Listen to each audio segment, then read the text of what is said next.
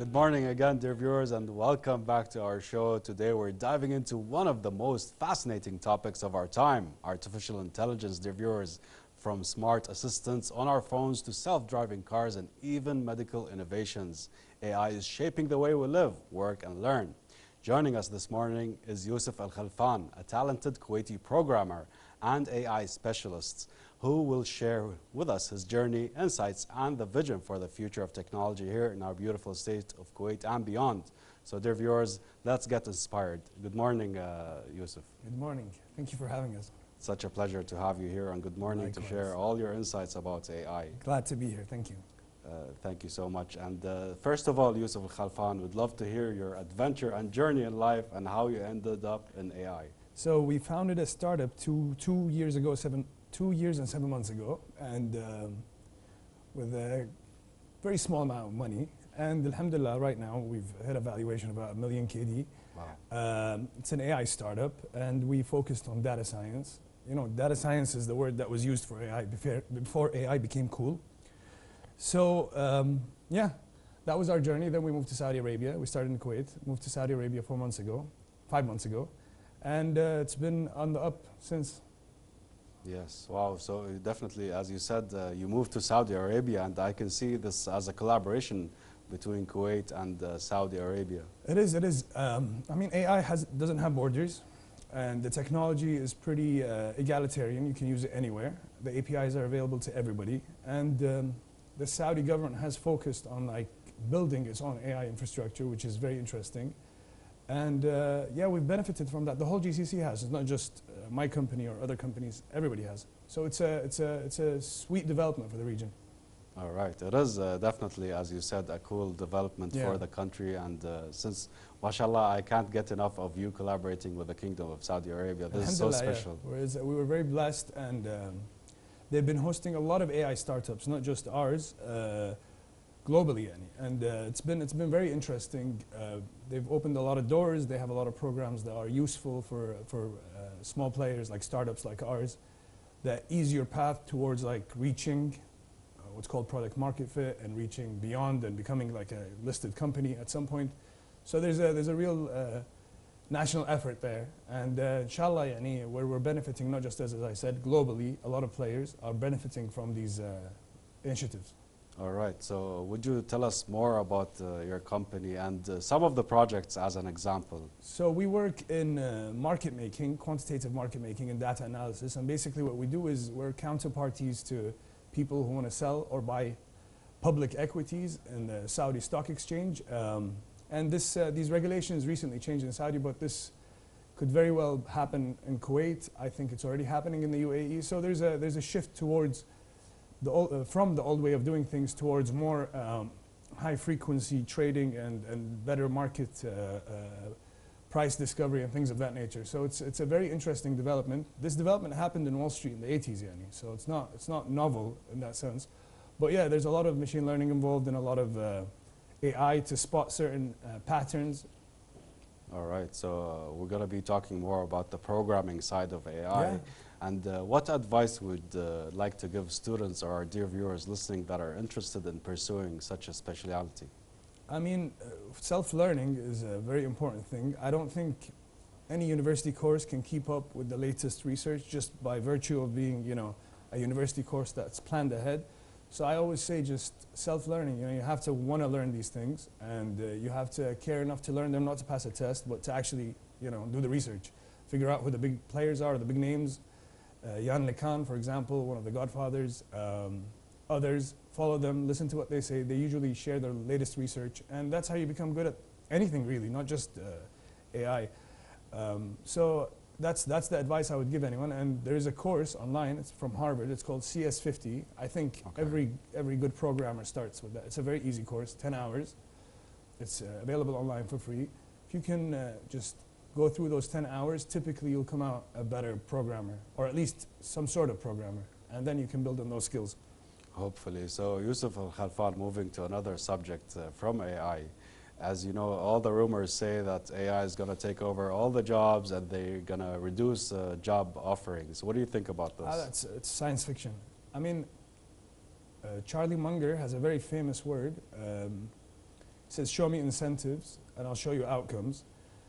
A lot of the people that are pushing this sort of propaganda, they have the incentive to sell AI products. But when you go on, in reality, I run an AI company. I can tell you AI can't do 95% of the tasks that we need it to do. And skilled labor is still important. But if I'm a company and I'm raising funds and I tell my investors or shareholders, I'm going to replace a bunch of workers with AI, lower the wage bill, it makes sense for Wall Street, but it's not exactly a truth. In fact, there's a lot of research showing that the quite opposite, that companies that fired a lot of people because of AI are now rehiring. Okay. Because they lost a lot of skilled labor. So it's you got to be careful about following these narratives. And there is one important aspect, which is AI is basically advanced statistics, so it's mathematics. And you can't recreate the human mind with mathematics. Mathematics was created by the human mind. So you're like violating multiple laws of thermodynamics, which apply to information as well. So it's physically impossible to make a machine that's smarter than humans, at least in my humble estimate.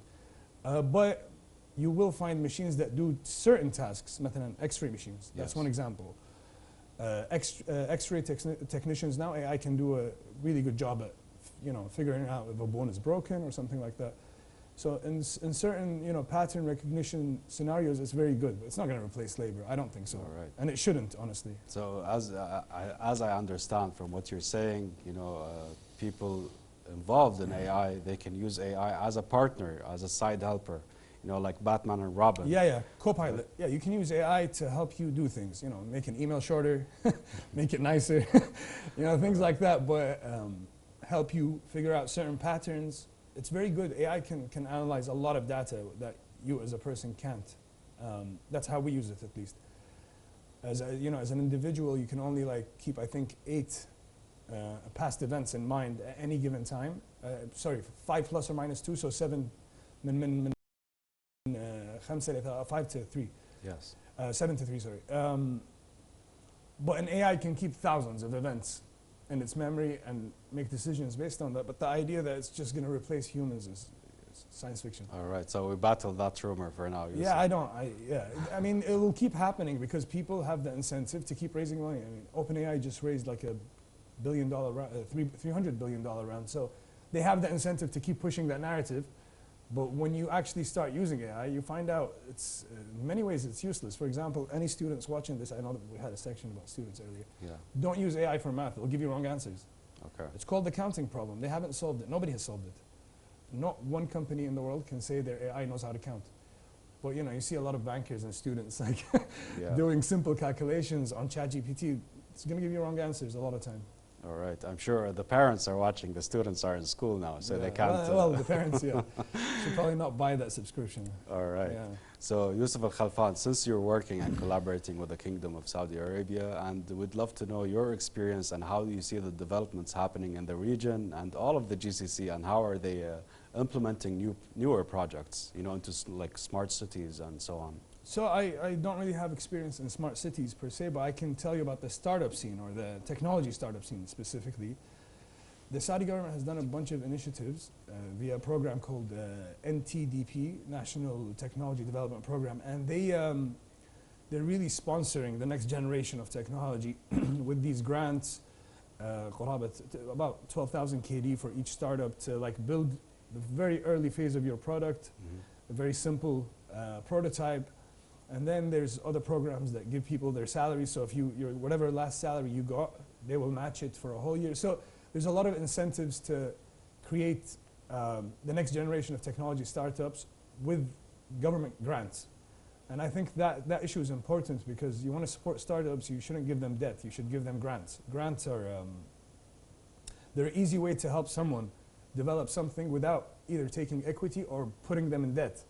And a lot of the programs in other countries are debt-based, which is kind of, unhelpful, I think.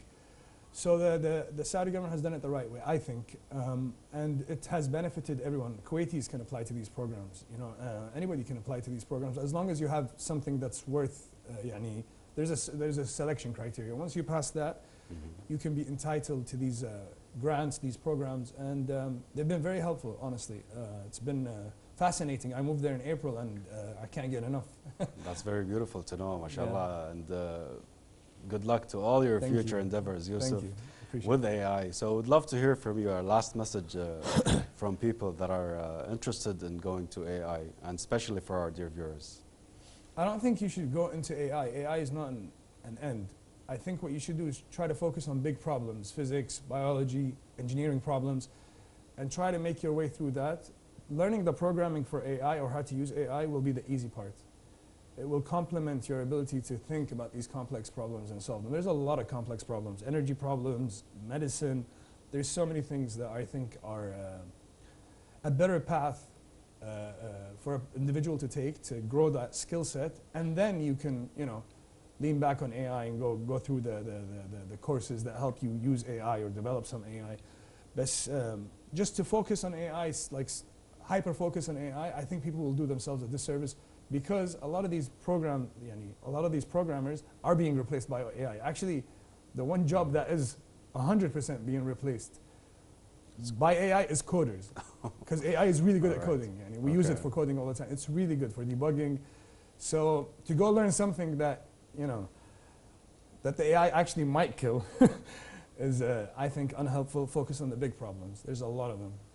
All right, lovely message there, Yousef Khalfan, for our dear viewers. We'd like to thank you so much for joining us here on Good Morning Kuwait. So dear viewers, let's all thank and appreciate the coming of our guest, Yousef Khalfan, an AI specialist, mashallah, also learning from and coming from the Kingdom of Saudi Arabia. I appreciate it. Thank you so much. You're most welcome. So dear viewers, now we shall move to another report where in recent years, one term has captured the world's attention, reshaped industries, and raised profound questions about the future.